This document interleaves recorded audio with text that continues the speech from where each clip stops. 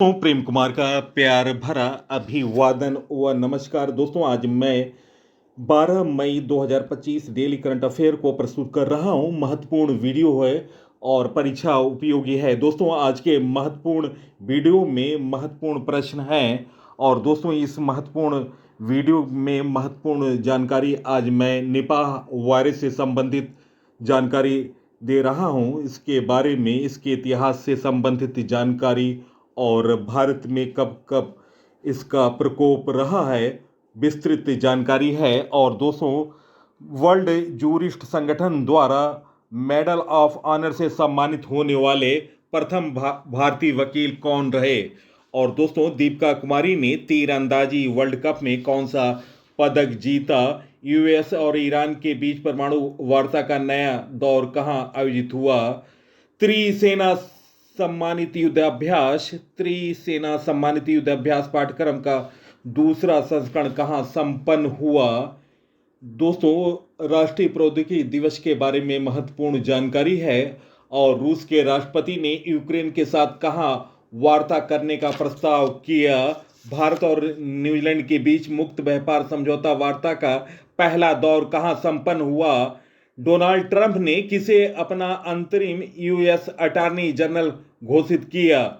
और हाल में 2025 UNESCO गिर्लमो canoe विश्व प्रेस स्वतंत्रता पुरस्कार से किसे सम्मानित किया गया। तो दोस्तों, ये महत्वपूर्ण जानकारी है और महत्वपूर्ण प्रश्न है। आप इस वीडियो को देखने के पश्चात सोशल साइटों और स्टडी ग्रुपों पर शेयर करें। तो दोस्तों, आज का महत्वपूर्ण परीक्षा उपयोगी मैं वीडियो प्रारंभ कर रहा हूं।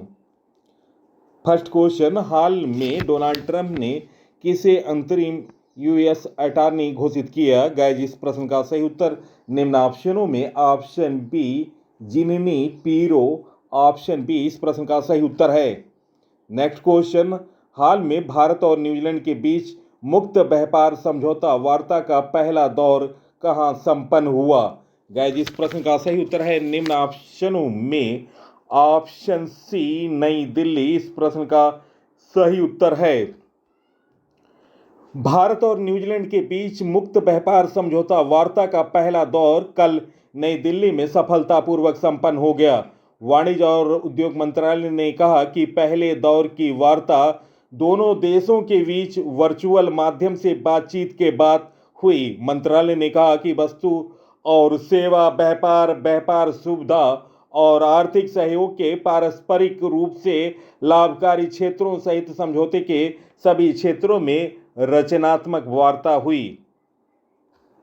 नेक्स्ट क्वेश्चन, आरबीआई के नए ढांचे के तहत हितधारकों को मसौदा नियमों पर प्रतिक्रिया देने के लिए कितने दिनों का समय होगा। गाइस, इस प्रश्न का सही उत्तर है निम्न ऑप्शनों में option B 21 day, option B इस प्रश्न का सही उत्तर है। नेक्स्ट क्वेश्चन, हाल में राष्ट्रीय प्रौद्योगिकी दिवस कब मनाया गया। गाइस, इस प्रश्न का सही उत्तर ऑप्शन ए 11 मई इस प्रश्न का सही उत्तर है। भारत में प्रति वर्ष 11 मई को राष्ट्रीय प्रौद्योगिकी दिवस मनाया जाता है। वहीं राष्ट्रीय प्रौद्योगिकी दिवस 2025 के लिए आधिकारिक थीम यंत्र नई अनुसंधान और तोरण को आगे बढ़ाने के लिए युगांतर। दरअसल दोस्तों, 11 मई को राजस्थान के पोखरण परीक्षण श्रृंखला में भारत ने दूसरी बार सफलतापूर्वक परमाणु परीक्षण किया था। इस ऑपरेशन का नेतृत्व डॉक्टर एपीजे अब्दुल कलाम ने किया था और इसे ऑपरेशन शक्ति या पोखरण 2 कहा जाता है। इस उपलब्धि को चिन्हित करने के लिए इस दिन को मनाया जाता है। दोस्तों, उस समय देश के प्रधानमंत्री अटल बिहारी वाजपेयी थे। 2 दिन बाद देश में 2 और परमाणु हथियारों का परीक्षण हुआ। इस परीक्षण के साथ ही भारत दुनिया के उन 6 देशों में शामिल हो गया जिनके पास परमाणु शक्ति है। बस इसी वजह से 11 मई को राष्ट्रीय प्रौद्योगिकी दिवस मनाया जाता है। इसके अलावा कई और अहम तकनीकी क्रांति इसी दिन संभव हुई थी। नेक्स्ट क्वेश्चन, किस भारतीय नौसेना के जहाज ने हिंद महासागर क्षेत्र में समुद्री सहयोग को मजबूत करने के लिए अपने पहले महीने भर के परिनियोजन को पूरा किया? गाइस, इस प्रश्न का सही उत्तर ऑप्शन सी IOS सागर, ऑप्शन सी इस प्रश्न का सही उत्तर है। नेक्स्ट क्वेश्चन, हाल में 2025 यूनेस्को गिरलेमो कैनो विश्व प्रेस स्वतंत्रता पुरस्कार से किसे सम्मानित किया गया? गाइस, इस प्रश्न का सही उत्तर ऑप्शन ए ला प्रेस अखबार, ऑप्शन ए इस प्रश्न का सही उत्तर है। दोस्तों, यूनेस्को गिरलेमो कैनो पुरस्कार उन सभी पत्रकारों के लिए एक श्रद्धांजलि है जो अपनी व्यक्तिगत सुरक्षा के लिए कई जोखिमों और खतरों के बावजूद हमें सूचित करना जारी रखते हैं। हर साल ये पुरस्कार हमें उन लोगों के साथ खड़े होने के महत्व को याद दिलाता है जो सूचना की रक्षा करते हैं और उसे आगे बढ़ाते हैं। और दोस्तों, ये विचार हैं यूनेस्को के महानिदेशक आंद्रे अजौले। दोस्तों, ला प्रेस निकारागुआ के लोगों को सच्चाई बताने के लिए साहसी प्रयास किए हैं। ला प्रेस ने अन्य नागरिक समाज संगठनों की तरह ला प्रेस को भी गंभीर दमन का सामना करना पड़ा। निर्वासन में मजबूर होकर यह अखबार साहसपूर्वक प्रेस की स्वतंत्रता की लौ को जीवित रखता है। और दोस्तों, ये विचार हैं मीडिया पेशेवरों की अंतर्राष्ट्रीय जूरी के अध्यक्ष यासोमामी सावा का। नेक्स्ट क्वेश्चन, हाल में रूस के राष्ट्रपति ने यूक्रेन के साथ कहां वार्ता करने का प्रस्ताव किया है? गाइस, इस प्रस्ताव दिया है। गाइस, इस प्रश्न का सही उत्तर है निम्न ऑप्शनों में ऑप्शन बी तुर्की इस प्रश्न का सही उत्तर है। दोस्तों, तुर्की की राजधानी अंकारा है और मुद्रा है तुर्कीसियन लीरा और राष्ट्रपति हैं श्री रजब तैयब इर्दुगान। दोस्तों, भारत ने भूकंप में बहुत आर्थिक सहायता की और दवा भेजा अपने माध्यमों के जरिए, लेकिन तुर्की ने भारत के साथ एक तरह से धोखा दिया और अभी हाल में भारत पाकिस्तान युद्ध में तुर्की ने पाकिस्तान को हथियार सप्लाई किए थे। दोस्तों, ट्रंप ने social media platform truth social पर एक पोस्ट कर कहा, रूस के राष्ट्रपति व्लादिमीर पुतिन यूक्रेन के साथ सीज फायर नहीं करना चाहते हैं, बल्कि गुरुवार को तुर्की में बैठक कर इस जंग को खत्म करने के लिए बातचीत करना चाहते हैं। यूक्रेन को तुरंत इस पर सहमत होना चाहिए। नेक्स्ट क्वेश्चन, हाल में निवेश को दीर्घकालिक पर्यटकों और विदेशी पेशेवरों को आकर्षित करने के लिए कौन सा देश 10 वर्षीय गोल्डन वीजा कार्यक्रम शुरू करने जा रहा है? गाइस, इस प्रश्न का सही उत्तर है निम्न ऑप्शनों में ऑप्शन ए वियतनाम इस प्रश्न का सही उत्तर है। दोस्तों, वियतनाम के बारे में जानकारी, दक्षिण पूर्व एशिया में स्थित देश है, राजधानी हनोई है, राष्ट्रपति हैं लुआंग कुआंग, प्रधानमंत्री हैं फाम मिन चिन, सबसे बड़ा शहर है हो ची मिन सिटी, मुद्रा है वियतनाम की वियतनामी डोंग। दोस्तों, वियतनाम की सीमाएं चीन में उत्तर, लाओस और कंबोडिया पश्चिम, दक्षिण चीन सागर पूर्व से लगती हैं।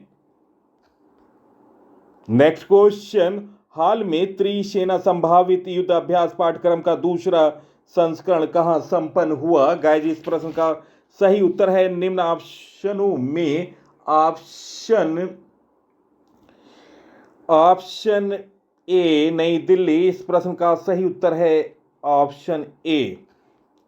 दोस्तों, भारतीय सशस्त्र बलों को भविष्य की आधुनिक युद्धिक परिस्थितियों के लिए तैयार करने की पहल के तहत त्रिसेना संभावित युद्ध अभ्यास पाठ्यक्रम tri services future warfare course FWAC-02 का दूसरा संस्करण 9 मई 2025 को नई दिल्ली स्थित मानेकशॉ सेंटर में संपन्न हुआ। इसे हेडक्वार्टर्स इंटीग्रेटेड डिफेंस स्टाफ मुख्यालय IDS के मार्गदर्शन में 3 सप्ताह से अधिक समय तक आयोजित और centre for joint warfare studies CNJWS द्वारा समन्वित किया गया। इस अभ्यास पाठ्यक्रम में शीर्ष सैन्य अधिकारियों, रक्षा अनुसंधान में विकास संगठनों के वैज्ञानिकों, शीर्ष रणनीतिक विशेषज्ञों और पहली बार स्टार्टअप तथा सूक्ष्म लघु व मधु, दोस्तों इसे फिर से सुने, पहली बार स्टार्टअप तथा सूक्ष्म लघु व मध्यम उद्यम सहित निजी रक्षा उद्योग जगत के 15 प्रतिनिधियों ने भाग लिया, जो रक्षा तैयारियों के लिए समग्र राष्ट्रीय दृष्टिकोण की दिशा में एक महत्वपूर्ण कदम है। नेक्स्ट क्वेश्चन, हाल में चर्चा में रही जन सुरक्षा योजना कब शुरू की गई? गाइस, इस प्रश्न का सही उत्तर है निम्न ऑप्शनों में ऑप्शन ए 9 मई। इस प्रश्न का सही उत्तर ऑप्शन ए। दोस्तों, जन सुरक्षा योजना यह भारत सरकार द्वारा शुरू की गई एक सामाजिक सुरक्षा बीमा योजना है, जिसे प्रधानमंत्री नरेंद्र मोदी ने 9 मई 2015 को कोलकाता से शुरू किया था और अभी 9 मई 2025 को इसे पूरे 10 साल हो चुके हैं। इसके अंदर 3 बीमा योजनाएं आती हैं: प्रधानमंत्री जीवन ज्योति बीमा योजना, प्रधानमंत्री सुरक्षा बीमा योजना, अटल पेंशन योजना। दोस्तों, महत्वपूर्ण जानकारी मैं आपको दे रहा हूं, आप इसे नोट डाउन करें। प्रधानमंत्री जीवन ज्योति बीमा योजना का प्रारंभ 9 मई 2015 को हुआ। नोट डाउन करें, प्रधानमंत्री जीवन ज्योति बीमा योजना 9 मई 2015 को प्रारंभ हुई थी कोलकाता से। उद्देश्य था नागरिकों के बीच जीवन बीमा की पहुंच बढ़ाना 18 से 50 साल की उम्र के लोगों के लिए। प्रीमियम सालाना था 436 रुपया या लगभग 1.19 रुपये प्रतिदिन और मृत्यु पर 2 लाख रुपये मिलेंगे। प्रधानमंत्री सुरक्षा बीमा योजना, प्रधानमंत्री सुरक्षा बीमा योजना 9 मई 2015 को प्रारंभ हुई कोलकाता से। यह दुर्घटना बीमा पॉलिसी है 18 से 70 वर्ष आयु वर्ग के लोगों के लिए। मृत्यु पर 2 लाख रुपये मिलेंगे, अपांगता पर 1 लाख रुपया। प्रीमियम सालाना था 20 रुपये। और अटल पेंशन योजना, उद्देश्य था असंगठित क्षेत्र के लोगों को पेंशन सुविधा उपलब्ध कराना। इस pension fund regulatory and development authority द्वारा रेगुलेट किया जाता है। इससे 18 से 40 साल तक के लोग निवेश कर सकते हैं या फिर 60 साल के होने के बाद हर माह 1000 से लेकर 5000 रुपये की पेंशन मिलेगी। प्रीमियम निर्भर करता है व्यक्ति किस उम्र से जुड़ा है। तो दोस्तों, मैंने प्रधानमंत्री जीवन ज्योति बीमा योजना, प्रधानमंत्री सुरक्षा बीमा योजना, अटल पेंशन योजना के बारे में महत्वपूर्ण जानकारी दी। आप इस वीडियो को सोशल साइटों और स्टडी ग्रुपों पर शेयर करें। नेक्स्ट क्वेश्चन, हाल में वर्ल्ड जूरिस्ट संगठन द्वारा मेडल ऑफ ऑनर से सम्मानित होने वाले पहले भारतीय वकील कौन बने? गाइस, इस प्रश्न का सही उत्तर ऑप्शन बी भुवन रिभु। इस प्रश्न का सही उत्तर ऑप्शन बी। दोस्तों, अधिवक्ता भुवन रिभु को वर्ल्ड लॉ कांग्रेस में वर्ल्ड जूरिस्ट एसोसिएशन ने प्रतिष्ठित मेडल ऑफ ऑनर पुरस्कार से सम्मानित किया। भुवन रिभु यह अंतर्राष्ट्रीय सम्मान पाने वाले पहले भारतीय अधिवक्ता हैं। इस वर्ल्ड लॉ कांग्रेस में 70 देशों के 1500 से ज्यादा विधिक क्षेत्र के दिग्गजों व 300 वक्ताओं ने हिस्सा लिया, जहां दुनिया की इस सबसे पुरानी ज्यूरिस्ट एसोसिएशन ने कानूनी हस्तक्षेपों और जमीनी लाबंदियों के जरिए बच्चों और उनके अधिकारों की सुरक्षा की दिशा में 2 दशक से जारी संघर्षों और उपलब्धियों के लिए भुवन रिभु भुवन रिभु को सम्मानित किया। यह कांग्रेस डोमिनिकन रिपब्लिक में 4 से 6 मई के बीच संपन्न हुई। दोस्तों, वर्ष 1963 में स्थापित वर्ल्ड ज्यूरिट एसोसिएशन दुनिया के विधि व्यक्तियों की सबसे पुरानी संस्था है, जिसने न्याय के शासन की स्थापना में अपने योगदान के लिए विंस्टन चर्चिल, नेल्सन मंडेला और रूथ वैडर गिनावर्ग, स्पेन के राजा फेलिप सस्टम, रेन कैसिन और कैरी कैनेडी जैसे ऐतिहासिक हस्तियों को सम्मानित किया।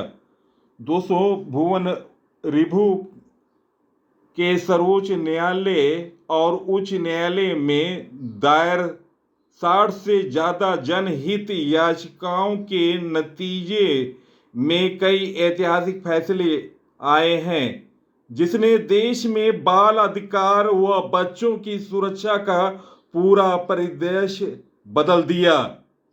यह वैश्विक विस्तार की ओर अक्सर नागरिक समाज संगठनों के दुनिया के सबसे बड़े कानूनी हस्तक्षेप network just rights for children के संस्थापक हैं। उत्तर प्रदेश में जेआरसी के 23 सहयोगी संगठन बाल अधिकारियों की सुरक्षा व संरक्षण और 2030 तक बाल विवाह के खात्मे के लिए राज्य के 40 जिलों में काम कर रहे हैं। दोस्तों, नवीनतम पुरस्कारों के बारे में जानकारी। वर्ष 2024 का ज्ञानपीठ पुरस्कार विनोद कुमार शुक्ला को दिया जाएगा।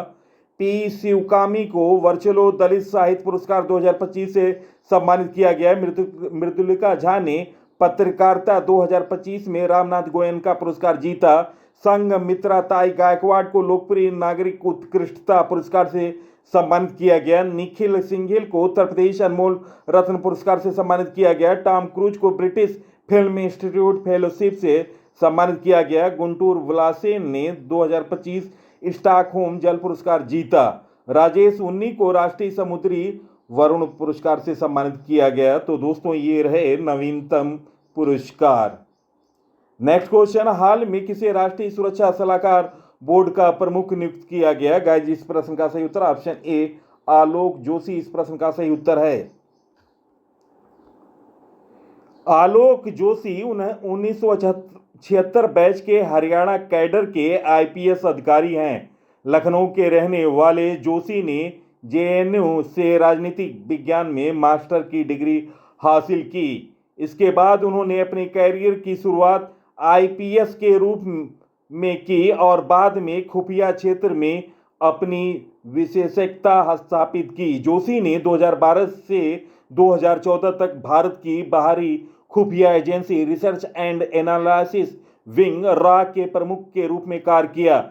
इसके अलावा वे 2015 से 2018 तक एनटीआरओ के अध्यक्ष रहे। नवीनतम नियुक्तियों के बारे में जानकारी। भारतीय वायुसेना के नए उप प्रमुख बने नर्मेदेश्वर तिवारी। हैदराबाद में तेलंगाना के मुख्य सचिव का पदभार के रामकृष्ण राव ने ग्रहण किया। विनोद कुमार गुंजियान ने बिहार के मुख्य निर्वाचन अधिकारी का पदभार संभाला। प्रतीक शर्मा ने सेना की उत्तरी कमान का कार्यभार संभाला। रिलायंस इंडस्ट्री लिमिटेड के कार्यकारी निदेशक के रूप में अनंत अंबानी को नियुक्त किया गया। असम राइफल्स ने अपनी पहली महिला डॉग हैंडलर के रूप में श्री लक्ष्मी पीवी को नियुक्त किया। बोइंग का उपाध्यक्ष और प्रबंध निदेशक स्टेसी सायर को नियुक्त किया गया। तो दोस्तों, ये रहे नवीनतम नियुक्तियां। नेक्स्ट क्वेश्चन, महत्वपूर्ण क्वेश्चन, खबरों में चर्चित। और दोस्तों, ये प्रश्न आप स्टार लगा लें। हाल में कहां 2018 के बाद निपाह वायरस का 7वां मामला दर्ज किया गया? गाइस, इस प्रश्न का सही उत्तर है निम्न ऑप्शनों में ऑप्शन बी केरल इस प्रश्न का सही उत्तर है। ऑप्शन बी केरल की स्थापना दोस्तों 1 नवंबर 1956 को हुआ। राजधानी है तिरुवनंतपुरम। राज्यपाल हैं राजेंद्र आर्लेकर, मुख्यमंत्री हैं पिनाराई विजयन, विधानसभा की सीट है 140, राज्यसभा की सीट है 9, लोकसभा की सीट है 20 केरल में। राष्ट्रीय उद्यान है Anamudi 16, national park Eravikulam national park, silent valley national park. लोक नृत्य हैं कथकली, मोहिनी अट्टम, तैथम। जीआई टैग मिला अभी हाल में अट्टापड़ी, अट्टू कोम्बोम, आवारा, अट्टापड़ी थुआरा जो कि लाल चना है, आना हुकारा एलू जो कि तिल है, कंथलूर, बहावाड़ा, वेलुथुस्सी लहसुन और कोइन टुंगलुर पोंडो वेलुर स्नैप मेलन है। तो दोस्तों ये रहे केरल के नवीनतम जीआई टैग के बारे में जानकारी। केरल सरकार ने राज्य के मामल्लपुरम जिले में निर्वाह वायरस के नए प्रकोप की पुष्टि की। यह पुष्टि जिले में एक 42 वर्षीय महिला में वायरस के लिए सकारात्मक परीक्षण के बाद की गई। 2018 में पहला मामला सामने आने के बाद राज्य में निपाह वायरस का यह 7वां प्रकोप है। निपाह एक जूनोटिक बीमारी है जिसकी मृत्यु दर बहुत अधिक है। चलते हैं दोस्तों निपाह वायरस के ऐतिहासिक तथ्य को टटोलें और देखें इसका इतिहास। तो चलते हैं इतिहास को देखते हैं निपाह वायरस के बारे में। दोस्तों निपाह वायरस रोग एक नया उभरता हुआ संक्रमण है जो अपने प्राकृतिक मेजबान फल चमगादड़ से जानवरों और मनुष्यों में समान रूप से फैल सकता है। सबसे पहले 1998 में मलेशियाई गांव सुंगई निपाह से पहचाना और अलग किया गया।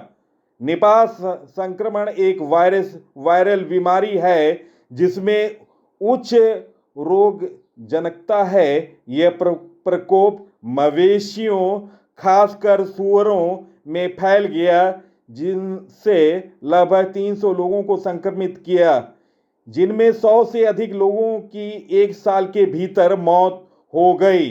निपाह वायरस की उत्पत्ति के दौरान इसे एक न्यूरोलॉजिक और श्वसन रोग कहा जाता था जो सूअरों के फैलने से उभरा। दोस्तों 1990 के दशक में निपाह वायरस का प्रकोप छिटपुट रूप से देखा गया।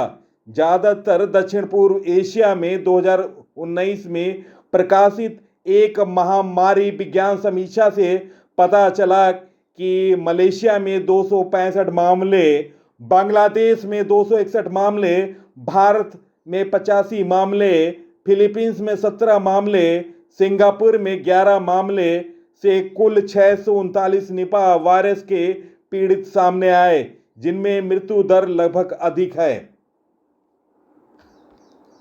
दोस्तों ऐसे कई साक्ष्य मिले जो दर्शाते हैं कि बिना किसी नैदानिक बीमारी के दुनिया भर के विभिन्न क्षेत्रों में वायरस की मौजूदगी है।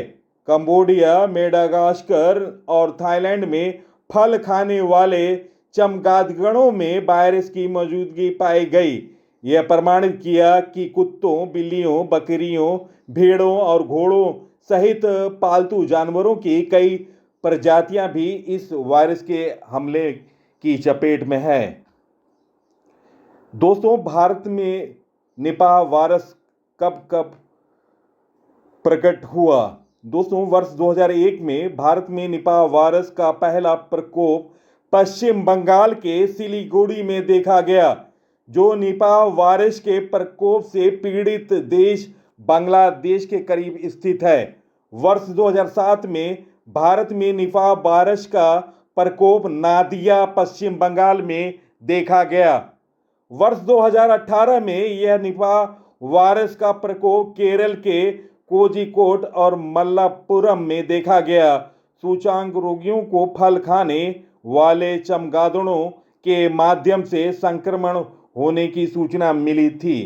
वर्ष 2023 में केरल के कोझिकोड में फल खाने वाले चमगादड़ों के जरिए संक्रमण के कारण निपाह वायरस का प्रकोप हुआ। और दोस्तों 2025 में अभी 7वां मामला आया है केरल में। दोस्तों, निपाह वायरस के लक्षण।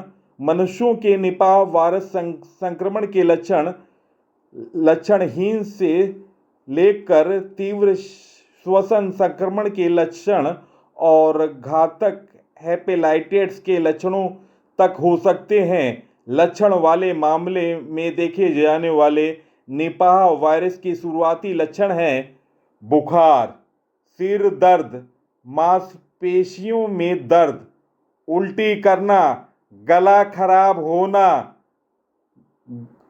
चक्कर आना, परिवर्तित चेतना भ्रम, असामान्य निमोनिया, गंभीर श्वसन समस्या, तीव्र श्वसन संकट। दोस्तों, अभी तक निपाह वायरस के कोई खास इलाज नहीं है। नेक्स्ट क्वेश्चन, हाल में अमेरिका ने किस देश के साथ व्यापार समझौता किया? गाइस, इस प्रश्न का सही उत्तर है निम्न ऑप्शनों में ऑप्शन ए चीन इस प्रश्न का सही उत्तर है। दोस्तों, चीन की राजधानी बीजिंग है, मुद्रा युआन है, राष्ट्रपति हैं शी जिनपिंग।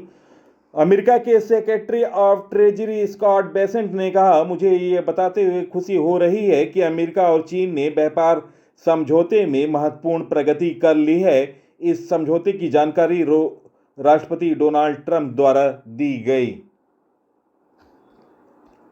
नेक्स्ट क्वेश्चन, हाल में दीपिका कुमारी ने तीरंदाजी वर्ल्ड कप 2025 में कौन सा पदक जीता? गाइस, इस प्रश्न का सही उत्तर निम्न ऑप्शनों में ऑप्शन बी कांस्य पदक इस प्रश्न का सही उत्तर है। भारत की स्टार तीरंदाज दीपिका कुमारी ने तीरंदाजी वर्ल्ड कप 2025 में शानदार प्रदर्शन करते हुए कांस्य पदक जीतने में सफलता हासिल की। ब्रॉन्ज मेडल के लिए हुए मुकाबले में दीपिका ने दमदार खेल दिखाया और कोरिया की कांग चेन योंग को 7-3 से हराकर कांस्य पदक हासिल किया। नेक्स्ट क्वेश्चन, हाल में नई दिल्ली स्थित इंडिया हैबिटेट सेंटर IHC में भारत बौद्ध केंद्र का उद्घाटन किसने किया? गाइस, इस प्रश्न का सही उत्तर है निम्न ऑप्शनों में option B Manohar Lal Khattar. Option B इस प्रश्न का सही उत्तर है। केंद्रीय ऊर्जा और आवासन एवं शहरी कार्य मंत्री मनोहर लाल ने नई दिल्ली स्थित इंडिया हैबिटेट सेंटर में भारत बौद्ध केंद्र का उद्घाटन किया। यह केंद्र IHC की हैबिटेटेड लाइब्रेरी और रिसोर्सेस सेंटर का नया हिस्सा है, जिसका उद्देश्य भारत की समृद्ध संस्कृति और सभ्यतागत विरासत के प्रति जागरूकता और सराहना को बढ़ावा देना है। नेक्स्ट क्वेश्चन, हाल में USA और ईरान के बीच परमाणु वार्ता का नया दौर कहां आयोजित होगा? गाइस, इस प्रश्न का सही उत्तर है निम्न ऑप्शनों में ऑप्शन बी ओमान। इस प्रश्न का सही उत्तर है ऑप्शन बी। दोस्तों, ओमान की राजधानी मस्कट है और दोस्तों है मुद्रा है ओमानी रियाल और दोस्तों सुल्तान है हैतुम तारिक। दोस्तों, अमेरिका और ईरान के बीच कल ओमान में परमाणु वार्ता का एक नया दौर होगा। अधिकारियों के अनुसार ये वार्ता अमेरिकी राष्ट्रपति डोनाल्ड ट्रंप की खाड़ी देशों की यात्रा से ठीक पहले होगी। श्री ट्रंप ने ईरान के परमाणु कार्यक्रम पर इस्राएल के सैन्य हमले को रोकने के लिए ईरान के साथ एक समझौते पर पहुंचने की संभावना जताई है। नेक्स्ट क्वेश्चन, महत्वपूर्ण क्वेश्चन, हाल में सरकार ने स्टार्टअप्स के लिए ऋण गारंटी बढ़ाकर कितने करोड़ रुपए कर दी?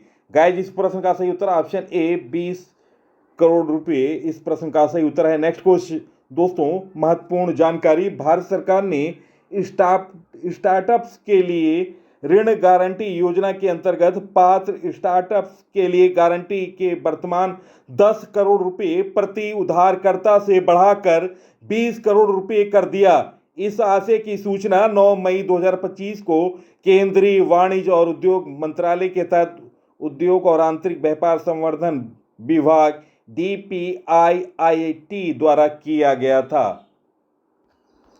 दोस्तों, प्रश्नों का चयन और PC सर की लगातार मेहनत और रिकॉर्डों से अपडेट जानकारी, विस्तृत जानकारी निश्चित तौर से पसंद आ रही होगी। आप इस वीडियो को सोशल साइटों और स्टडी ग्रुपों पर शेयर करें। धन्यवाद।